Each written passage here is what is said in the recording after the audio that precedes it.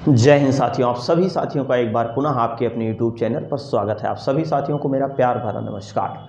आप देख रहे हैं कि दिल्ली सल्तनत पार्ट 2। इससे पहले हम लोग पार्ट 1 पढ़ चुके हैं। पार्ट 1 में हमने पूरा दिल्ली सल्तनत की स्थापना कैसे हुई, दिल्ली सल्तनत में कितने राजवंशों ने शासन किया, गुलाम वंश, खिलजी वंश, तुगलक वंश, सैयद वंश, लोधी वंश, ये सारी चीज़ हमने आपको बहुत अच्छे तरीके से बता दिया। और उसमें जो हमने आपको बताया है उसमें सबसे पहला वंश है गुलाम वंश, दूसरा है खिलजी वंश, तीसरा है तुगलक वंश, चौथा है सैयद वंश और पाँचवा है लोधी वंश।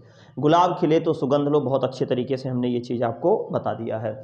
उसके बाद में जो है उसके कौन कौन से संस्थापक हैं, सबसे पहले कुतुबुद्दीन ऐबक हैं, उसके बाद जलालुद्दीन फिरोज खिलजी हैं, उसके बाद जो है गयासुद्दीन तुगलक हैं, फिर खिज्र खां हैं और अंत में जो है बहलोल लोधी हैं। और उसके बाद में जो है सबसे अधिक समय तक शासन करने वाला वंश कौन सा है, तो उसमें हमने आपको बताया 94 वर्ष तक तुगलक वंश शासन किया है, 84 वर्ष तक गुलाम वंश शासन किया है और 75 वर्ष तक जो है वो लोधी वंश शासन किया है, 37 वर्ष तक सैयद वंश और 30 वर्ष तक खिलजी वंश। ये सारी चीज़ हमने आपको बता दिया बहुत अच्छे तरीके से। तो आइए हम लोग चलते हैं आगे, देखा जाए कुछ इसमें और क्या क्या चीज़ें हैं। तो हम लोग पढ़ रहे थे ऐबक की बात, तो ऐबक से ही शुरुआत करते हैं। सबसे पहले तो पहला जो हमारा शासक आता है उसका नाम है ऐबक, कुतुबुद्दीन ऐबक। सॉरी, ऐबक का शाब्दिक अर्थ होता है, हमने कल ही आपको बता दिया था, चंद्रमा का देवता। इसका अर्थ होता है, अर्थ है चंद्रमा का देवता, चंद्रमा का देवता। चंद्रमा का देवता जो अर्थ होता है वो किस भाषा में अर्थ होता है, तो तुर्की भाषा में। तो तुर्की भाषा में ऐबक का अर्थ होता है चंद्रमा का देवता। उसके बाद में इसने कौन कौन सी उपाधियां धारण की थी, तो सबसे पहले इसकी उपाधियों की अगर बात करें तो इसको क्या कहा जाता है, कुरान खां। कुरान खां क्यों कहा जाता है, क्योंकि कुरान को इसने एक एक लाइन बाई हार्ट पढ़ा है, मतलब पूरी तरह से एकदम उसको रट डाला था, तो इसलिए इसको क्या कहा जाता है, कुरान खां। एक उपाधि इसकी थी, इसकी उपाधि है कुरान खां। और उसके बाद जो है ये गरीबों को बहुत ज़्यादा दान देता था, तो गरीबों को दान देने के कारण जो है इसको हातिम कहा गया था। क्या कहा गया था, हातिम, हातिम। और उसके बाद लाखों का दान देता था, इसलिए इसको लाख बख्श कहा गया, लाख बख्श। तो हातिम, लाख बख्श, कुरान खां की उपाधि किसने धारण की है, तो कुतुबुद्दीन ऐबक ने।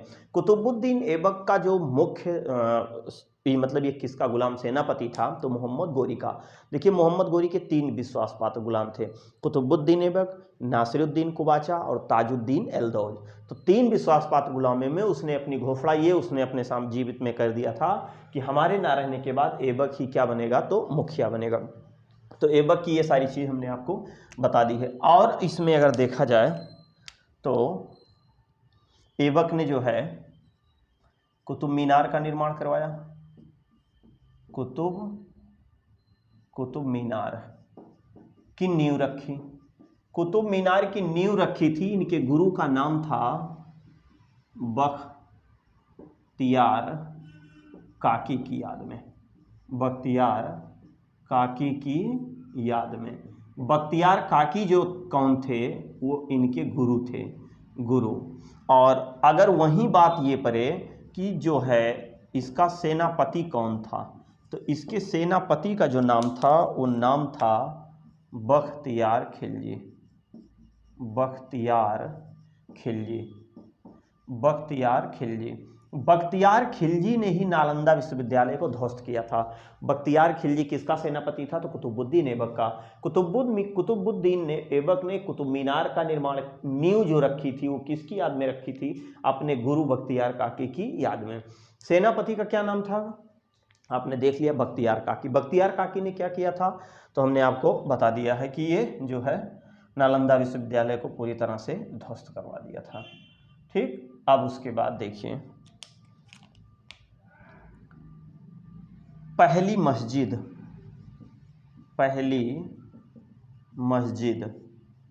तो 2 मस्जिद थी। पहली जो थी उसका नाम था कुव्वत उल इस्लाम मस्जिद, कुव्वत उल इस्लाम मस्जिद।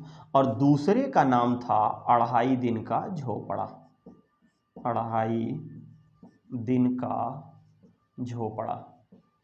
दूसरे का नाम है अढ़ाई दिन का झोपड़ा। पहली मस्जिद, भारत की पहली मस्जिद, इसका मतलब है कि मस्जिद बनाने का श्रेय भारत में सबसे पहले किसको जाता है? तो मस्जिद बनाने का जो श्रेय जाते हैं वो कुतुबुद्दीन ऐबक को जाता है। उसके बाद क्या हुआ कि 1206 ईस्वी में चौगान पोले खेलते समय घोड़े से गिरकर भैया इनका सर्वर डाउन हो गया। तो इनकी 1206 ईस्वी में क्या हो गई? मृत्यु हो गई। 1210 ईस्वी में, 1210 ईस्वी में मृत्यु हो गई।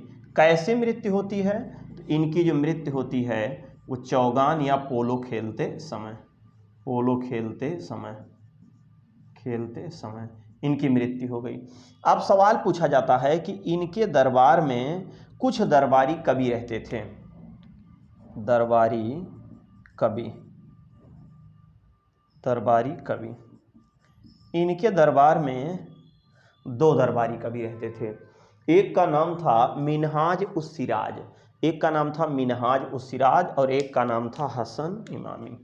तो यहाँ पर लिख देते हैं मिनहाज उस सिराज, एक का नाम था मिनहाज उस सिराज और दूसरे का नाम था हसन निजामी। दूसरे का क्या नाम था? हसन निजामी। हसन निजामी की कविता कृत्य है ताज उल नासिरी।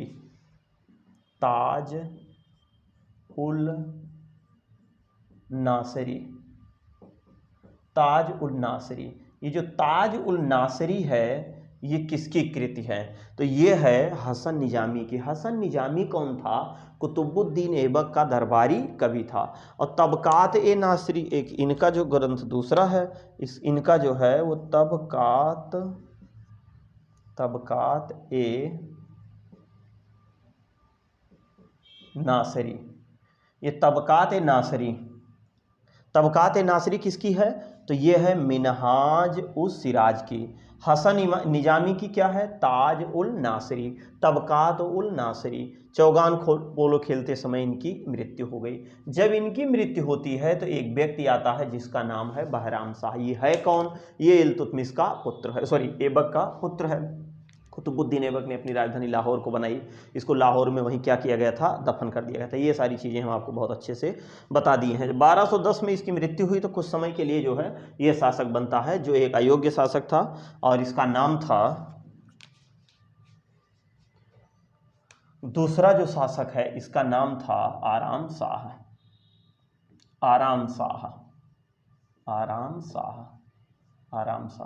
ये 1210 से लेकर के 1211 ईस्वी तक जो है शासक बना है ना। कट तो नहीं रहा है इधर, चलिए कट नहीं रहा है। तो ये जो था वो शासक बना। अब जो था जब ये ऐबक शासक था तो उस समय हमने आपको बताया था कल, एक शासक थे जिनका नाम है इल्तुतमिश। ये इल्तुतमिश थे। इल्तुतमिश जो था वो बदायूं का गवर्नर था।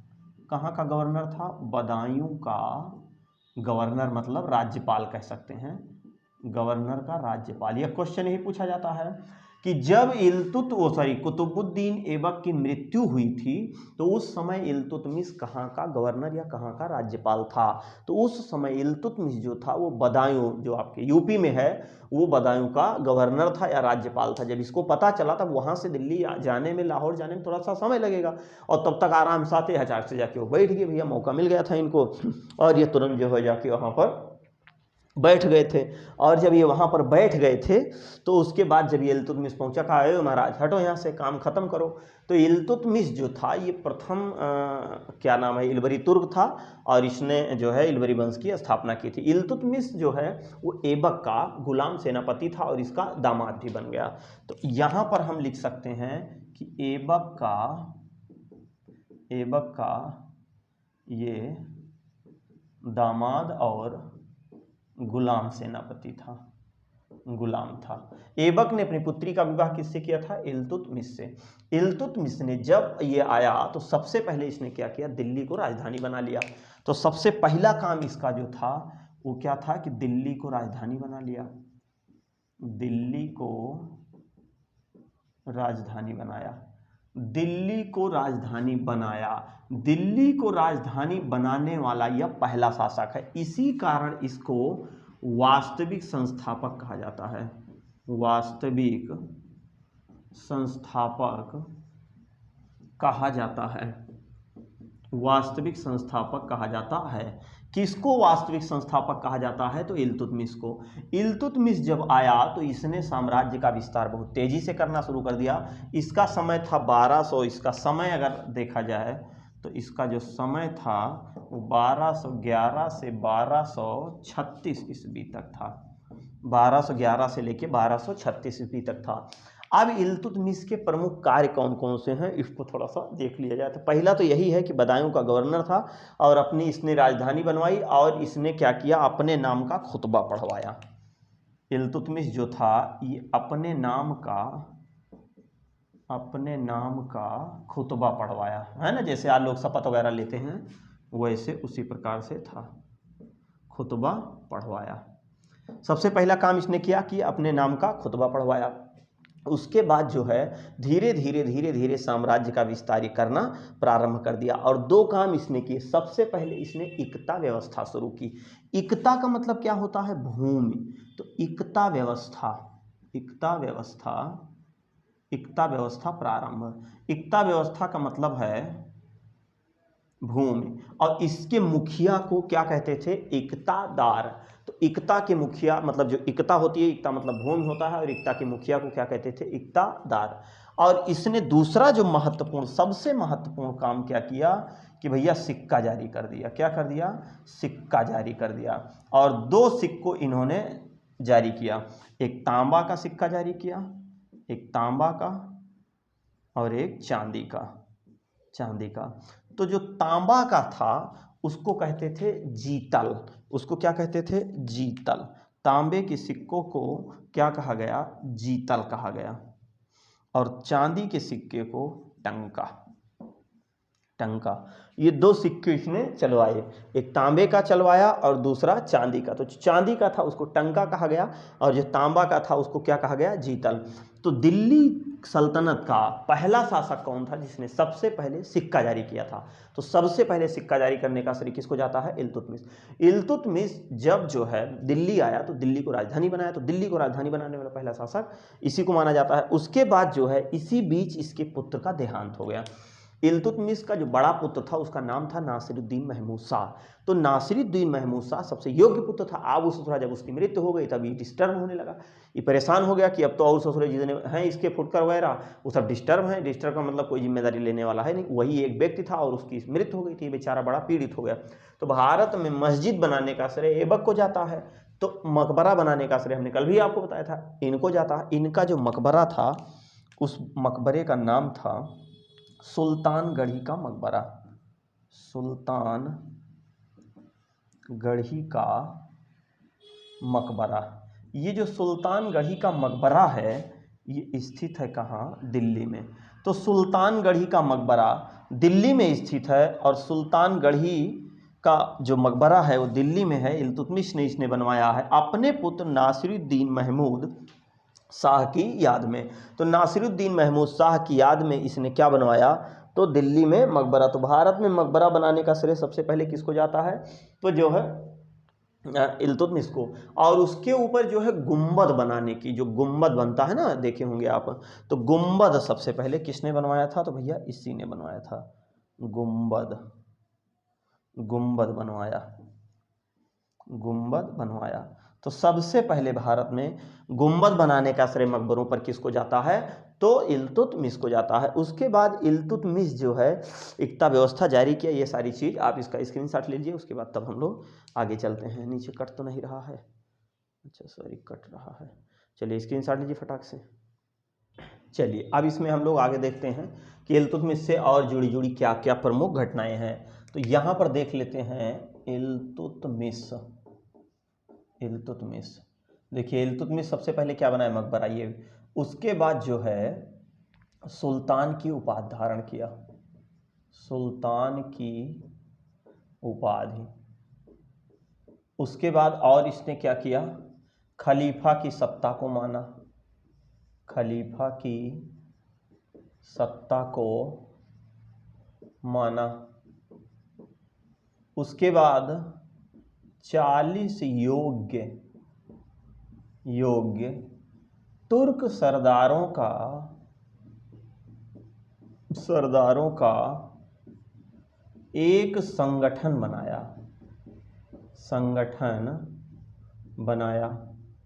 और जो संगठन इसने बनाया, इस संगठन को क्या नाम दिया गया?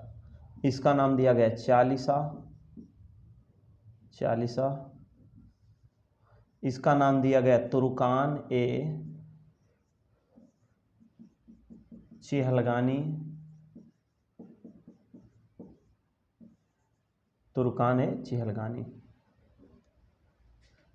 तुर्कान ए चिहलगानी या चालीसा कहा गया इसको।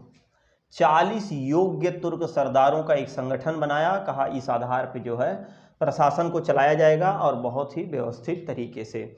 उसके बाद फिर क्या हुआ कि 40 योग्य तुर्क सरदार जो थे उनको चालीसा या तुर्काने चिहलगानी आदि नामों से इनको जाना गया। उसके बाद क्या हुआ कि इसकी मृत्यु हो जाती है 1236 ईस्वी में। लेकिन उससे पहले एक छोटा सा युद्ध होता है जिसका नाम है तराइन का तृतीय युद्ध। आपने केवल 2 ही युद्ध अभी तक सुना होगा और आप जो देखेंगे वो तराइन का तृतीय युद्ध। देखिए, पानीपत का पहला युद्ध, पानीपत का द्वितीय युद्ध, पानीपत का तृतीय युद्ध। तराइन का पहला युद्ध 1191 ईस्वी में, तराइन का द्वितीय युद्ध 1192 ईस्वी में। तराइन का तृतीय युद्ध जो हुआ था वो 1215 ईस्वी में हुआ था, इल्तुतमिश और एल्दौज के मध्य। कब हुआ था कि जब मोहम्मद, उसका क्या नाम था, हाँ मोहम्मद गोरी, जब मोहम्मद गोरी की मृत्यु हो गई तो ऐबक जो है आके सुल्तान बन गया। सुल्तान इसलिए बन गया क्योंकि मोहम्मद गोरी ने कहा था कि हमारे ना रहने के बाद भैया ये संभालेंगे। तो जब ऐबक की मृत्यु हो गई तो एल्दौज सोचा कि चलो भैया क्यों ना जो है हम लोग जो है सीधे ले लेते हैं सत्ता। अब इल्तुतमिश के कहा हो तू कहाँ से चल पड़े हो, हाँ इल्तुतमिश कहीं रहा, अब तो हाँ ठीक है करे पड़े, है ना। तो तराइन का मैदान था। हमें लगता है कि हरियाणा वाले वो सब मैदान अपना बनाए थे, आओ युद्ध करो और हमें जो है युद्ध का कैश दो और चले जाओ, जिसे ब्याह हुआ होता है, आओ स्वयंवर में बढ़िया ब्याह करो, उसके बाद लेके जाओ हमें पैसा दे करके, लान वगैरह जो होते हैं। तो तराइन का जो तृतीय युद्ध हुआ था वो 1215 ईस्वी में हुआ था, इल्तुतमिश और एल्दौज के मध्य। उसमें एल्दौज हार गया था।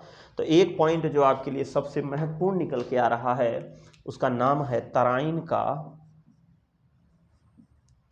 का तृतीय युद्ध। द्वितीय तो आपने सुना रहा होगा, तृतीय युद्ध। ये तराइन का जो तृतीय युद्ध हुआ था ये कब हुआ था? तो 1215 ईस्वी में, 1215 ईस्वी में। अब इसमें पक्ष कौन था? पक्ष, तो पक्ष में 2 ही लोग थे, एक तो इल्तुतमिश और वो भैया जो मोहम्मद गोरी के गुलाम सेनापति थे ताजुद्दीन एल्दौज, इनका पूरा नाम था ताजुद्दीन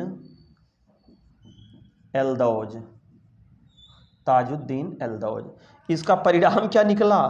परिणाम निकला कि इनके सर्वर डाउन हो गए। अब वही है कि सांप बीछी मंत्र न जाने और सांप की मुंह मांगुरी डाले। परिणाम जो है वो इल्तुतमिश की विजय हुई, ये बेचारे जीत गए और ये हार गए, इनका काम खत्म हो गया। तो तराइन का पहला युद्ध 1191 ईस्वी में हुआ था मोहम्मद गोरी और पृथ्वीराज चौहान तृतीय के बीच, जिसमें पृथ्वीराज चौहान विजय हुए थे। तराइन का द्वितीय युद्ध हुआ था मोहम्मद गोरी और पृथ्वीराज चौहान, जिसमें पृथ्वीराज चौहान हार गए, मोहम्मद गोरी जीत गया। मोहम्मद गोरी तराइन के द्वितीय युद्ध में जो है भारत को जब जीत लेता है पृथ्वीराज चौहान से, तो इसने तुरंत भारत में इस्लाम धर्म की स्थापना कर दी। उसके बाद जो तीसरा युद्ध होता है वो इल्तुतमिश के समय में होता है, जब कुतुबुद्दीन ऐबक की मृत्यु हो जाती है तो एल्दौज पहुंचता है, कहता है तू कहाँ चले आए, भैया हमारा साम्राज्य हम लेंगे, है ना। अब इल्तुतमिश का कचर दिया, ये ठीक ठाक हो गए। अब उसके बाद ये वापस चले गए। तो तराइन का द्वितीय युद्ध कब हुआ? 1192 में। तृतीय युद्ध 1215 ईस्वी में हुआ। अब इसके बाद जब तराइन इनकी मृत्यु हो जाती है तो एक नाम इनका आता है, ये क्या नाम था? इल्तुतमिश का एक पुत्र था जिसको जो है लोग शासक बना दिए, और जब उसको शासक बना दिए तो धीरे धीरे वो अपना शासन करना प्रारंभ कर दिया। अब जब उसने शासन प्रारंभ कर दिया तो थोड़ा सा ऐसे ही अयोग्य शासक था, उसका कोई बहुत ज़्यादा मतलब नहीं था, है ना। बहराम शाह था, है ऐसे ही टेम्पोररी शासक बना दिया गया था। लेकिन उसने कहा था, इल्तुतमिश जब जीवित था तो इसने कहा था कि रजिया सुल्तान इसकी पुत्री थी, योग्य थी, तो उसने कहा था कि जो है यही शासिका बनेगी, बाकी कोई नहीं, कोई मतलब नहीं है। तो जैसे ही इसकी मृत्यु होती है इल्तुतमिश की, तो इल्तुत लिख दें यहाँ, इल्तुतमिश की मृत्यु के बाद बहराम शाह शासक बना। तुर्क सरदारों ने शासक बना दिया बहराम शाह को। उसके बाद जो है रजिया सुल्तान आई सेना वोना लेकर के, और इनका काम समाप्त कर दिया। तो यहीं से शुरुआत हो जाती है किसका, रजिया का इतिहास। रजिया सुल्तान भी एक ऐसी महिला थी, एक ऐसी नारी थी जो शासन दिल्ली पर किया है। इसका समय है 1236 से 1240 ईस्वी।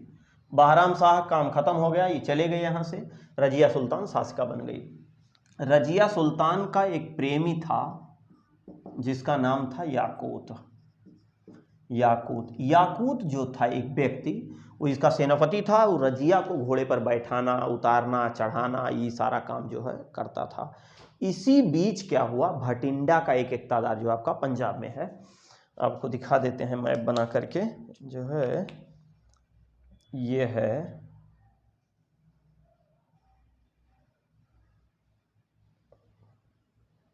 ये देखिए, ये है आपका दिल्ली, ये है दिल्ली, और इधर वाला जो क्षेत्र है, ये वाला क्षेत्र कौन सा है, पंजाब में एक स्थान है जिसका नाम है भटिंडा, और यहाँ का एक इक़्तिदार है जिसका नाम है अल्तुनिया। ये टैक्स वगैरह देना बंद कर दिया था। रजिया सुल्तान क्या करती हैं, रजिया सुल्तान किसको लेकर के, याकूत को लेकर के और इसके ऊपर आक्रमण कर दी। पहले तो रजिया सुल्तान का पड़ला भारी रहा, किसके ऊपर, अल्तुनिया के ऊपर। धीरे धीरे रजिया सुल्तान की सेना थक गई और अब भारी होने लगा कौन, अल्तुनिया। चालाक रहा भाई। रजिया ने कहा अल्तुनिया से कि तू हमसे ब्याह कर ले भैया, अगर ब्याह कर लेगा तो भी बच जाएगी, कोई दिक्कत नहीं है, और ब्याह कर लेगा तो ये इसके अंडर में हो जाएगा, अपना जो कहेगी इसको लाओ, वो लाओ, ये करो, ऐसा करो, तो हो भी जाएगा। रजिया सुल्तान ने कहा कि मौका मिला है, चूक होना। अब ये बेचारे क्या करेंगे याकूत, क्योंकि ये तो कह रहे हैं हम दिल दे चुके सनम, हम तुम्हारे बिना जी नहीं पाएंगे, अब लो मामला इधर सब गड़बड़ हो रहा है।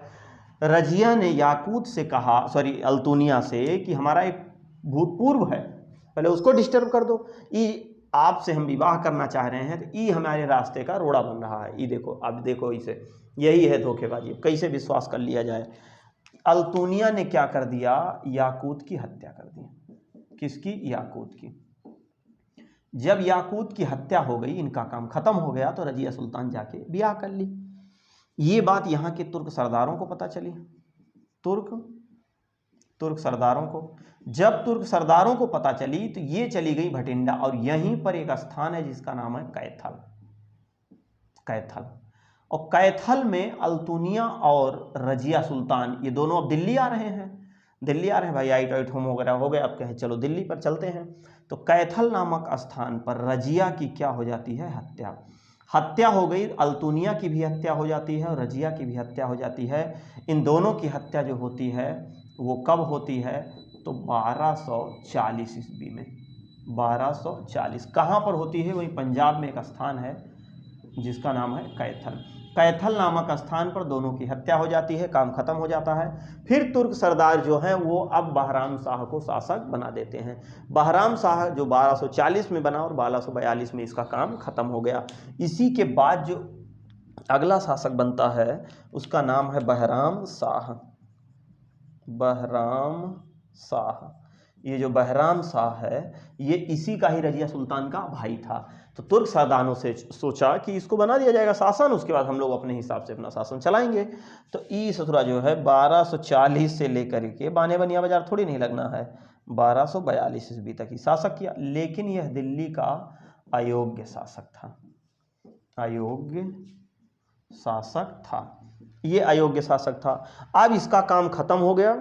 जब इसको काम खत्म हो गया तो तुर्क सरदारों ने सोचा कि अब इसका काम यहाँ से हटा दिया जाए, अब दूसरे व्यक्ति को लाया जाए जिसका नाम था नासिरुद्दीन शाह।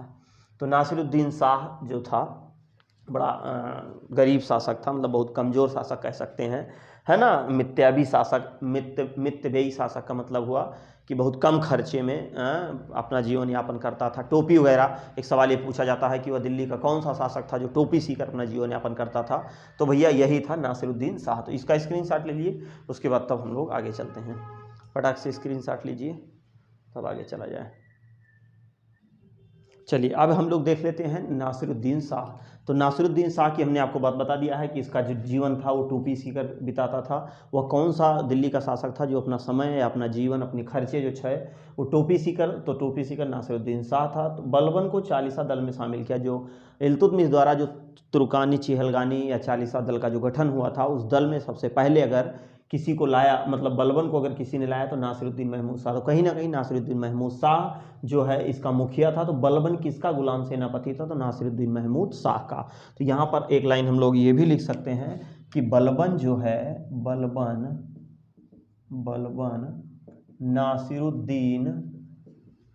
नासिरुद्दीन शाह का गुलाम था।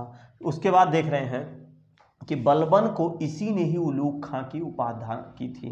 तो एक क्वेश्चन ये भी यहाँ पूछा जाता है कि इसने जो उपाधि धारण की थी, इसकी उपाधि क्या थी? बलबन की उपाधि, तो इसकी उपाधि जो थी वो उलूग खां थी।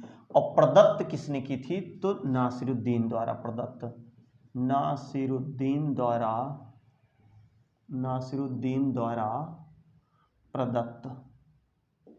नासिरुद्दीन द्वारा प्रदत्त की गई थी।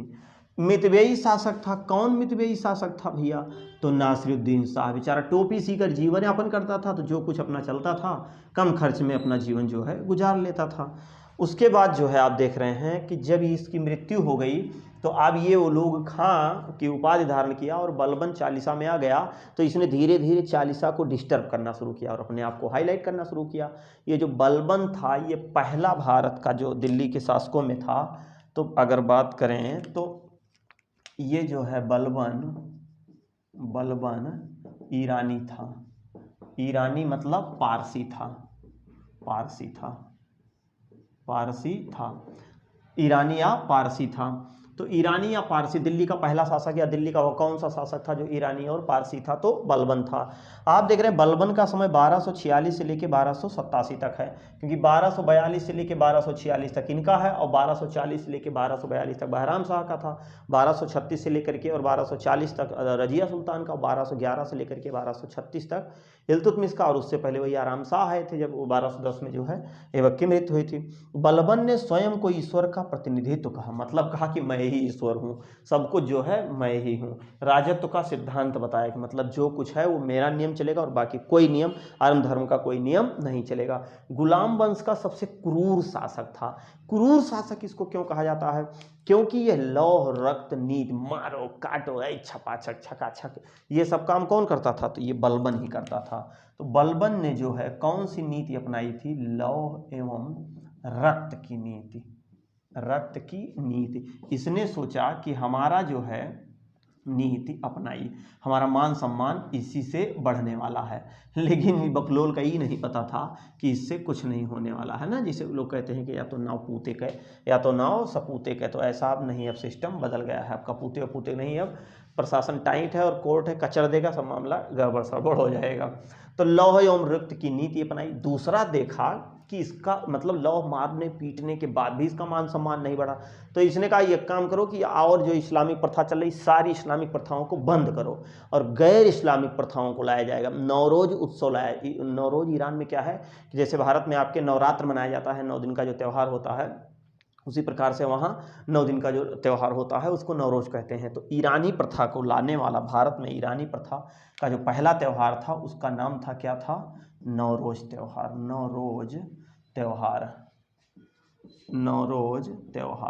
नौरोज त्यौहार को भारत में किस लेने आया? तो बलबन ने लाया, बलबन ने लाया, जो ईरानी प्रथा से चलने वाला त्यौहार था। इसके स्थान पर इसने सिजदा प्रथा शुरू की, सिजदा प्रथा, सिजदा प्रथा और यौम पायबोस प्रथा, दो प्रथाओं का प्रचलन किया था।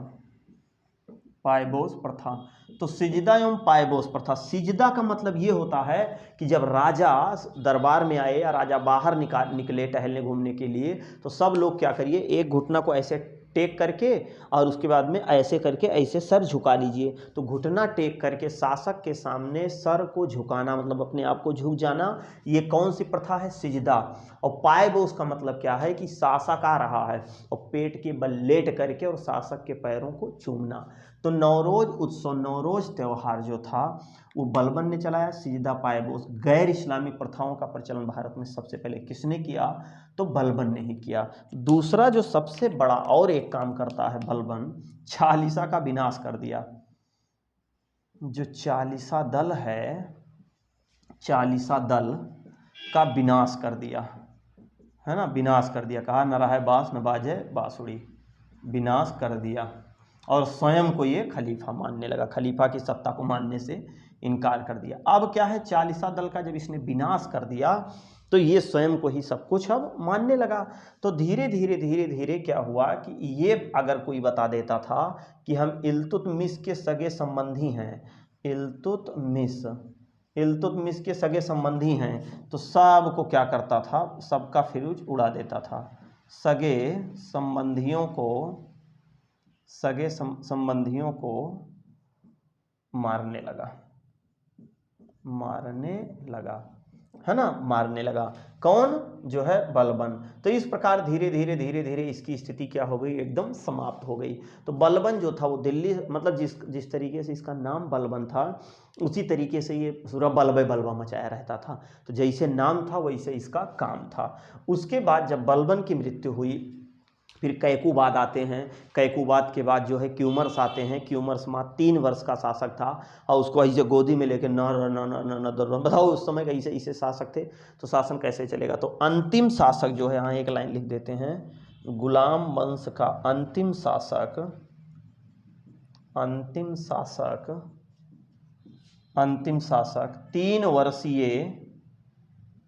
वर्षीय क्यूमर्स था। 3 वर्षीय क्यूमर्स, मात्र 3 वर्ष की अवस्था थी, ये छोटा सा बच्चा ही था जो इस वंश का क्या बन गया, शासक बन गया। इस प्रकार आपका गुलाम वंश पूरा समाप्त हो गया। इससे बाहर एक भी क्वेश्चन नहीं आएगा। तो हमने सारा सब कुछ आपको बता दिया।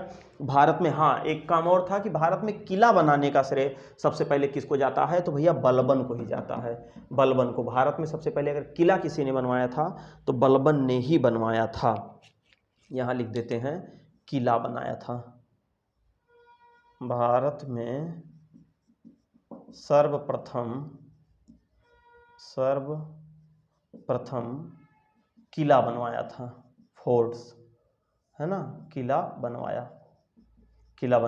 पश्चिमी आक्रमणकारियों से बचने के लिए बलबन ने किले का निर्माण करा, जिससे कहीं ना कहीं लोगों का राज्य क्षेत्र और भी जो है सुरक्षित होने लगा। तो मस्जिद बनाने का श्रेय किसको जाता है, तो कुतुबुद्दीन ऐबक को जाता है। मकबरा बनाने का श्रेय सबसे पहले किसको जाता है, उसमें गुम्बद बनाने का श्रेय सबसे पहले जाता है, इल्तुतमिश को जाता है। किला बनाने का श्रेय सबसे पहले किसको जाता है, तो बलबन को जाता है। टोपी सीकर अपना जीवन कौन बिताता था, तो नासिरुद्दीन शाह। नासिरुद्दीन शाह ने ही बलबन को उलूग खां की उपाधि धारण की थी, मतलब दिलवाई थी, और चालीसा दल में उसने शामिल किया था। चालीसा दल की नींव रखने का श्रेय किसको जाता है, इल्तुतमिश को। चालीसा का विनाश करने का श्रेय किसको जाता है, तो बलबन को जाता है। कौन सा वह शासक था जो चौगान या पोलो खेलते समय घोड़े से गिरकर मृत्यु हो गई, तो वो कुतुबुद्दीन ऐबक था। कुतुबुद्दीन ऐबक ने अपने गुरु बख्तियार काकी की याद में इल्तुतमिश दिल्ली में कुतुब मीनार का निर्माण करवाया, लेकिन इसको पूरा नहीं कर सका। तो कुतुब मीनार का निर्माण कार्य जो पूरा किया था उसका नाम था इल्तुतमिश। 4 मंजिला बनवा के फिट कर दिए। जब ये 4 मंजिला बन गई, इसी बीच जो है अचानक बिजली गिरी, उल्का पिंड टूट के गिरा और चौथी मंजिल ध्वस्त हो गई। तो फिरोज शाह तुगलक किए चौथी मंजिल का जीर्णोद्धार करा के और उस पर एक तल्ला और बना दिए, 5वीं मंजिल। तो इसमें कितने व्यक्तियों का नाम आता है? तो 5। उसी के बगल में अलाउद्दीन खिलजी अलाई मीनार बनवा रहा था, लेकिन वो बन नहीं पाई।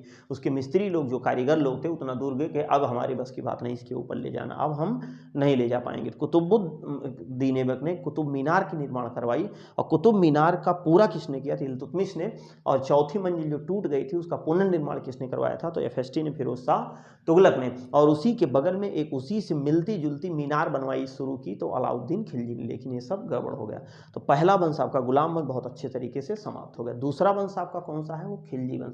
खिलजी वंश का जो समय माना जाता है वो 1290 से लेकर के और 1320 तक।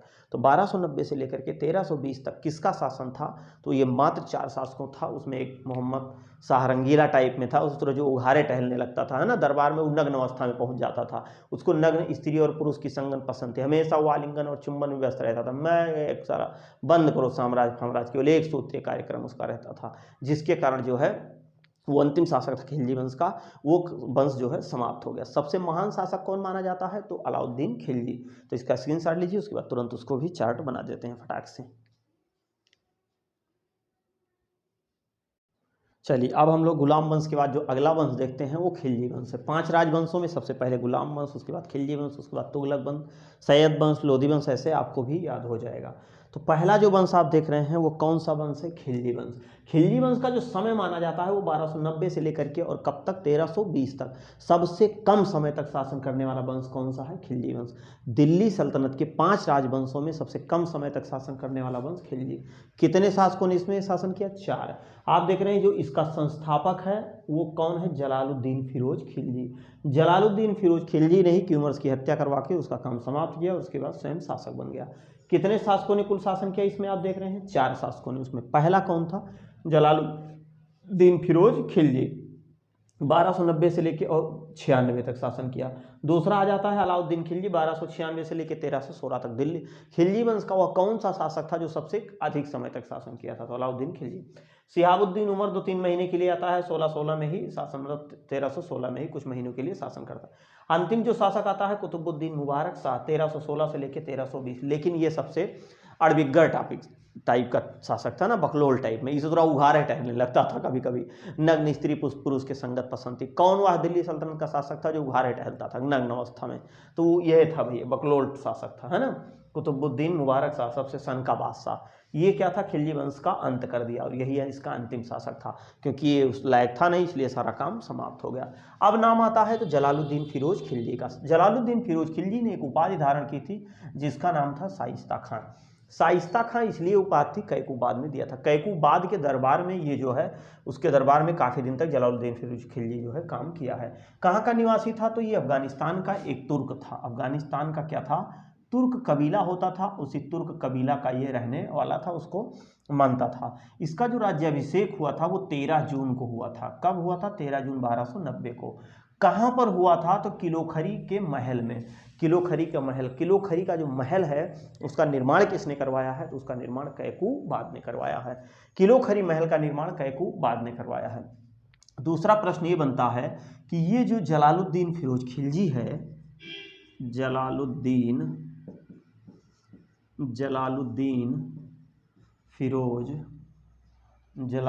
फिरोज खिलजी, ये जलालुद्दीन फिरोज खिलजी जो है ये जनता के लिए बड़ा दयालु शासक था, है ना। हत्या करवा दिया था क्यूमर्स का, और जो है ये क्या था? बड़ा दयालु शासक था। जनता के लिए दयालु शासक था। दयालु शासक, सबसे बेचारा दयालु शासक था, है ना। सवाल ये भी पूछा जाता है कि दक्षिण भारत आक्रमण कराने का श्रेय सबसे पहले किसको जाता है? दक्षिण भारत पर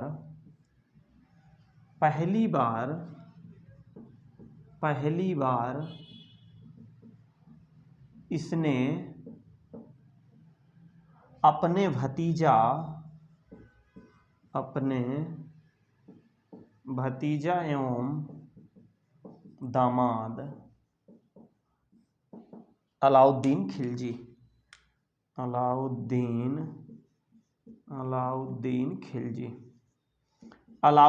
खिलजी को जो है उसने दक्षिण अभियान पर भेजा था।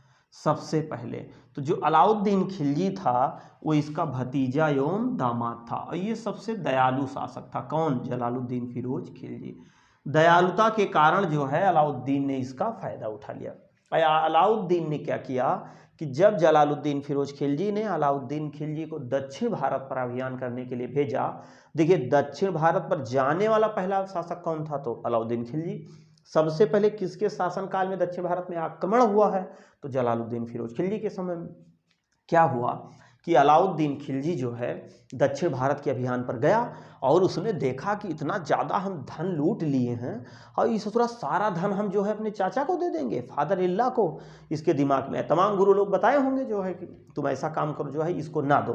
तो तमाम गुरु लोग इसको बताए होंगे, अपना इधर उधर से दिमाग मिला होगा, है ना। इतना दिमाग तो इसके था नहीं, क्योंकि अलाउद्दीन खिलजी दिल्ली सल्तनत का सबसे अशिक्षित शासक था, और सबसे शिक्षित शासक जो था वो मोहम्मद बिन तुगलक था। उस थोड़ा शिक्षित ही मूर्ख रह गया था, उसका कोई मतलब भी नहीं था। तो अलाउद्दीन खिलजी क्या हुआ कि जब दक्षिण भारत के अभियान पर गया तो वहाँ से ये नहीं लौटा, और वहाँ से अपने चाचा के पास अर्थात फादर इल्ला के पास, जलालुद्दीन फिरोज के पास संदेशा भिजवाता है कि जो है हम मतलब किसी से संदेशा भिजवाया कि जाके हमारे चाचा जी से कह दो कि अलाउद्दीन खिलजी उनसे मिलना चाहता है, लेकिन अकेले मिलेगा, और कोई उनके पास हथियार ना हो, ना तो उनके पास कोई सेना वगैरह हो, है ना। तो तमाम लोगों ने कहा यार इसमें कौन सी बड़ी बात है, अरे अब जीते हैं, आओ हम उनका भव्य स्वागत करते हैं। लेकिन अब इस बेचारे को क्या पता, दयालु आदमी था, जनता के लिए दयालु था, तो वैसे भी बड़ा सीधा साधा आदमी था। अलाउद्दीन खिलजी ने इसका फ़ायदा उठा लिया। अलाउद्दीन खिलजी ने कहा कि हम नहीं जाएंगे भैया, हम बहुत डर रहे हैं। वो किसी आदमी से कहा कि जाके हमारे चाचा से कह दो कि वो बहुत डर रहे हैं, तो इसकी वजह से वो आएंगे नहीं। तो जलालुद्दीन ने कहा यार ठीक है, अगर इसको हम भेजे थे और ये अगर मेहनत कर लिया है, जीत लिया है, तो ठीक है चलो भेज दो उसको। हम सेना ने चलो बाहर, सबको हटा दिया बाहर। और ये ससुरा चालाकी आदमी था, ये बढ़िया रमपुरी लेके और नीचे खोस लिया था, और जैसे पहुंचा अंदर तब तक मारी सन के ले भगा भग, ले भगा भग, हुमुक सन के काम खत्म। फिरोज जलालुद्दीन फिरोज खिलजी कहते अरे बेवकूफ़, मक्कार, धोखेबाज, तुम जो है ऐसा कहे, सब ऐसा ऐसा नहीं, मारी सर और उनका वहीं डाउन हुई है। तो अलाउद्दीन खिलजी ने अपने चाचा जी की क्या कर दिया? हत्या कर दिया। तो चाचा जी की हत्या कर दिया, अपने चाचा की क्या कर दिया? हत्या कर दिया, हत्या कर दिया। हत्या कौन किया? तो अलाउद्दीन खिलजी ने। और जब भैया अलाउद्दीन खिलजी हत्या कर दिया, अलाउद्दीन खिलजी द्वारा, अलाउद्दीन खिलजी द्वारा जब इनकी हत्या हो गई तो इनका काम अब यहीं पर समाप्त हो गया। तो जब इनका काम समाप्त हो गया तो अलाउद्दीन खिलजी अब शासक बनता है। तो अलाउद्दीन खिलजी का जो समय है, वो अलाउद्दीन खिलजी का जो समय है वो 1296 से लेकर के और 1316। इनके बारे में कुछ नहीं पढ़ना, इनका कोई मतलब नहीं है। ये अंतिम शासक था, सबसे नचनिया बदनिया, इसका कोई मतलब नहीं है, ये भी कोई बहुत बेकार का शासक है। तो इसके बाद हम लोग इसमें अब अगले सेशन में पढ़ेंगे अलाउद्दीन खिलजी, और उसी में हम लोग तुगलक वंश में पढ़ेंगे। तो हमें उम्मीद है कि 4 वीडियो में आपको ये पूरा हो पाएगा, 3 में नहीं हो पाएगा। देखिए एग्जाम डेट भी आपकी टल गई है, अक्टूबर में हो गया है, तो आपके लिए पर्याप्त समय है। लेकिन हम जो टारगेट बनाए थे वो सितंबर तक ही, और हम प्रयास करेंगे पूरा सितंबर। अब थोड़ा सा 15 दिन और आगे बढ़ गया है, तो थोड़ा सा और भी अब पढ़ने और समझने का अवसर मिल गया है। बाकी टेस्ट आपका टेलीग्राम चैनल पर हो रहा है, आप टेलीग्राम चैनल की लिंक शेयर करिए और भी लोगों को बताइए, आप टेस्ट में भाग लीजिए, वीडियो को भी शेयर करिए, ज़्यादातर लोगों तक पहुँचाइए। और अगर समझ में आएगा तो आप देखिए, नहीं समझ में आता तो कमेंट बॉक्स में लिख के आप बता दीजिए क्या समस्या है, उस समस्या का भी समाधान कर दिया जाएगा। तो हमें उम्मीद और विश्वास होगा कि वीडियो आपको समझ में आई होगी, आगे भी समझ में आएगी, और इससे पहले जो पढ़ी है वो भी समझ में आएंगी। और यदि आपके और कोई सुझाव होंगे तो आप उस सुझाव को हमें जरूर दीजिएगा। मिलते हैं नेक्स्ट वीडियो में, तब तक के लिए जय हिंद, जय भारत, वंदे मातरम। आप सभी को बहुत बहुत नमस्कार।